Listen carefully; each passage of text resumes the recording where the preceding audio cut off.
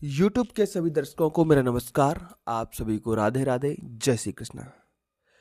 हिंदी सप्ताह 21 दिवस 4 में आप सभी का स्वागत है। इस सप्ताह में हम पाठ 14 मिट्ठू, जो भाषा भारती का पाठ 14 है, इसके बारे में अभ्यास कार्य कर रहे हैं। तो चलिए शुरू करते हैं। बेटा, वीडियो को आप अंत तक देखें और वीडियो के अंत में मैं आपसे एक प्रश्न भी पूछूंगा, उसका जवाब आप कमेंट बॉक्स में देंगे। तो वीडियो को अच्छे से तसल्ली से और पूरा देखें, ठीक है। चलिए मौखिक चर्चा जानते हैं क्या है।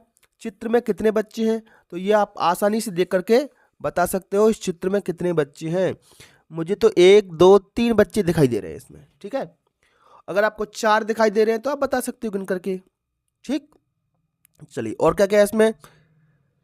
यदि गोपाल की माँ उसे अठन्नी नहीं देती तो वह पैसे कमाने के लिए क्या करता। हो सकता है वो पैसे कमाने के लिए कहीं कुछ काम कर लेता, किसी के खेत में काम कर लेता, किसी की गाड़ी की सफाई कर देता। इस तरीके से वो पैसे कमाने की कोशिश करता। अगर आपके पास पैसे रुपए होंगे तो आप क्या खरीदेंगे। अब ये तो आपके मन की बात है बेटा, है ना। अगर आपके पास पैसे हैं, किसी को चॉकलेट, किसी को बिस्किट, किसी को खिलौने, या किसी को कोई और चीज़ पसंद है, पतंग, है ना, चरखा, अपनी मर्जी के हिसाब से वो चीज़ें खरीदते हैं।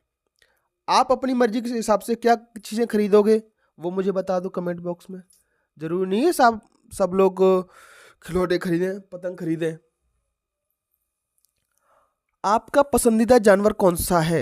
बहुत सारे जानवरों के नाम पिछले सब दिवस में हमने जाने थे।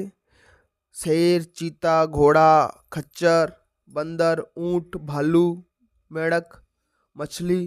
तो आपका पसंदीदा जानवर कौन सा है आप बताओ जरा, ठीक है। मेरा पसंदीदा जानवर तो है बेटा रैबिट, खरगोश है मेरा पसंदीदा जानवर। आप अपने जानवर के बारे में बता सकते हो, आपको कौन सा जानवर पसंद है, ठीक। चलिए अगला बेटा, पाठ्य पुस्तक के पृष्ठ क्रमांक 86 और 87 पर आपको पूरा का पूरा पाठ पढ़ना है, ठीक है। ये पढ़ने का काम आपका है। इसके बाद लिखित भाषा विकास पर आते हैं। निर्देश के अनुसार दिए गए वाक्यों को जोड़कर लिखना है आपको। वाक्यों को जोड़कर लिखना है, जैसे अपने दोस्त का नाम लिखकर, मान लो आपका दोस्त सुमित है, आपको अपने दोस्त का नाम लिखना है। फिर लिखना है सुमित कहाँ जा रहे हो, सुमित क्या देख रहे हो, सुमित क्या कर रहे हो, सुमित क्या काम है, सुमित तुम्हें क्या काम है। इस तरीके से वाक्य बनाने हैं। मान लो आपका दोस्त का नाम है रमेश, तो रमेश कहाँ जा रहे हो, रमेश तुम कहाँ जा रहे हो, रमेश तुम क्या देख रहे हो, रमेश तुम क्या कर रहे हो, रमेश तुम्हें क्या काम है। और लास्ट में इस तरीके का निशान जरूर लगाएं, प्रश्नवाचक चिन्ह, ठीक है। अगला प्रश्न बेटा, सिनेमा घरों और सर्कस के आसपास खाने की कौन सी चीजें बेची जाती हैं। अगर आप टॉकीज में, जिसको सिनेमा घर भी कहते हैं, आप पिक्चर देखने गए हो तो आपने कौन कौन सी चीजें देखी हैं, वहां पर खरीदी हैं, खाई हैं, वो बता सकते हो। सिनेमा घरों और सर्कस के आसपास इतना प्रश्न से लिखेंगे। पॉपकॉर्न, कोमा समोसे, कोमा पेटीज, कोमा पानी की बोतलें, कुरकुरे, नमकीन आदि चीजें बेची जाती हैं। इसके बाद आगे बढ़ते हैं प्यारे बच्चों, ये सब आप जानते हो। अब है बेटा प्रश्न क्रमांक 1। एक टोकरी दी गई है, टोकरी में से शब्द निकालकर कहानी को आगे बढ़ाओ। मिट्टू वहीं गिर पड़ा और जोर जोर से चीखने लगा। और इसमें शब्द है आवाज, रोने भी, गोपाल की सुनकर दौड़ आए, अच्छा, लोगों को लगा। इनसे आपको वाक्य बनाने हैं। कहानी आपने पूरी पढ़ी है मिट्टू की, तो मिट्टू की आवाज सुनकर लोग दौड़े, तो ये शब्द आ गए बेटा, है ना। दौड़े, आवाज सुनकर। मिट्टू बेहोश हो गया, तो बेहोश शब्द भी आ गया बेटा, मिट्टू बेहोश हो गया। उसे देखकर गोपाल भी रोने लगा, तो रोने शब्द भी आ गया।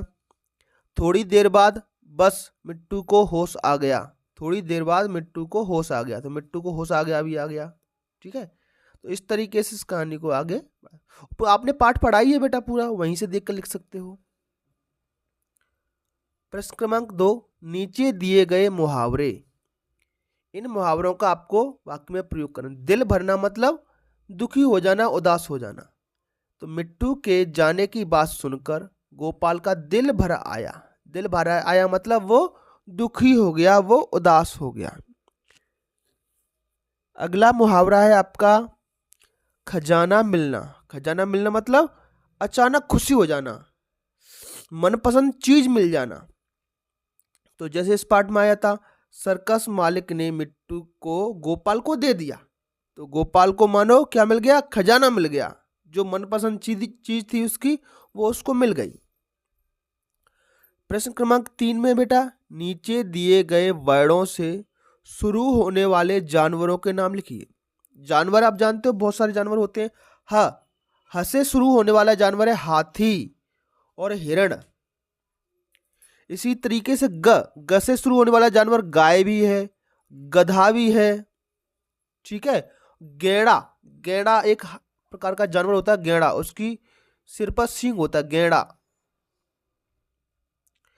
जैसे चीता, चिंपैंजी, चमगादड़, एक जानवर होता है हिरण की तरह चीतल भी एक जानवर होता है हिरण की तरह। बसे जानवरों के नाम बताइए। बकरी, बाघ, है ना। भसे जानवरों के नाम बताइए। भसे भालू, भेड़िया, भेड़, है ना। तो इन अक्षरों से शुरू होने वाले जानवर आपको पता होना चाहिए। अगले प्रश्न की तरफ बढ़ते हैं। धारा प्रवाह पठन। नर्मदा नदी मध्य प्रदेश के अनूपपुर जिले से, कौन से जिले से, अनूपपुर जिले से अमरकंटक पहाड़ से निकलती है। तो इसके बारे में तो बेटा आप पिछले सप्ताहों में पूरा का पूरा पाठ नर्मदा की आत्मकथा पढ़ चुके हैं। प्राचीन धर्म ग्रंथों में जिस रेवा नदी का जिक्र हुआ है वह भारत की पवित्र नर्मदा नदी है। तो मतलब रेवा इसका प्राचीन नाम है। कहा गया है कि गंगा में स्नान करने से जो पुण्य प्राप्त होता है वह नर्मदा नदी के दर्शन मात्र से ही प्राप्त हो जाता है।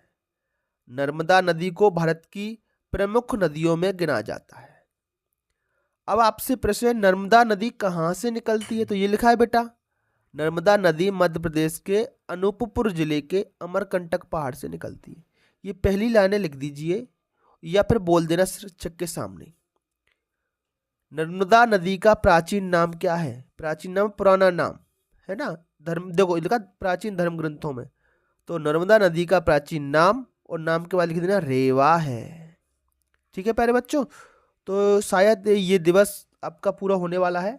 कुछ 2 प्रश्न और बचे हैं। नीचे दिए गए मुहावरों का वाक्य में प्रयोग कीजिए। ये तो हो गया बेटा हमारा, है ना। फिर से लग गया ये पेज, ये वही पेज है। ठीक, अगला है, आप अपने घर में किसी का भी जन्मदिन कैसे मनाते हैं? तो जन्मदिन आपका खुद का मना होगा, आपके छोटे भाई बहनों का भी मना होगा, तो कैसे मनता है आपको पूरा लिखना है, तसल्ली से, समझ समझ के, सोच सोच के। हम नहा धोकर कपड़े पहनते हैं, मंदिर जाते हैं, घर में खीर पूड़ी मिठाइयाँ भी बनती हैं। शाम को हमारे दोस्त व रिश्तेदार घर आते हैं, दोस्तों को हम बुलाते हैं। कमरे में सजावट होती है, बाजार से केक लाकर काटते हैं, हैप्पी बर्थडे टू यू ये गाना भी बजता है ना। और दोस्त हमें गिफ्ट भी देते हैं, हम सब नाचते हैं, गाते हैं, मस्ती करते हैं, फोटो भी खींचते हैं, मोबाइल से सेल्फी लेते हैं। तो ये सब आप बर्थडे पे करते हो, वही सब यहाँ पर आप लिख देना।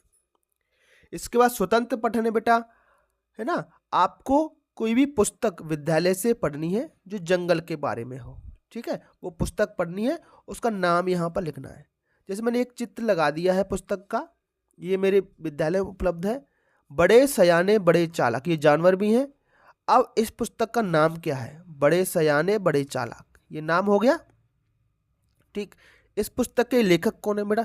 तो ये नाम लिखा है और नाम के नीचे ही बेटा पुस्तक के लेखक का नाम भी लिखा रहता है। ये लिखा है बालकराम नागर, इन्होंने इसका अनुवाद किया है। ये श्रुतलेख है बेटा, आप श्रुतलेख लिख देंगे, शिक्षक बोलेंगे आप वाक्य लिखेंगे। अब समय बेटा आज के प्रश्न का, जो आपकी स्क्रीन पर ये रहा। भारत देश में कुल कितनी राज्यसभा सीटें हैं? राज्यसभा सीट बतानी है, ठीक है। राज्यसभा सीट से और लोकसभा सीटों से सांसद बनते हैं। क्या बनते हैं? सांसद। तो आप जिस क्षेत्र में रहते हो आप मुझे आपके क्षेत्र के सांसद का नाम कमेंट करना है ना। क्या आपको पता है कि आपके क्षेत्र में कौन सांसद है?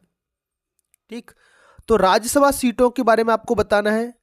पिछली कक्षा में क्लास में मैंने आपसे प्रश्न पूछा था कितने केंद्र शासित प्रदेश हैं, तो कई बच्चों ने उसका सही जवाब कमेंट बॉक्स में दिया है, उनके लिए बहुत बहुत धन्यवाद। राजेश, सुमित, महेश, दीपक, इन सब ने सही जवाब दिया है। तो अगर आप भी सही जवाब देंगे तो आपका नाम भी मैं अगले वीडियो में बोलने वाला हूं। तो केंद्र शासित प्रदेश हमारे देश में 8। कितने हैं? 8। अब आपके लिए ये प्रश्न है, इसका सही जवाब आप मुझे कमेंट बॉक्स में बताएंगे। तो चलिए बच्चों, थैंक्स फॉर द क्लास। फिर मिलेंगे अगली क्लास में, तब तक के लिए आपका दिन शुभ हो। Have a nice day and thank you.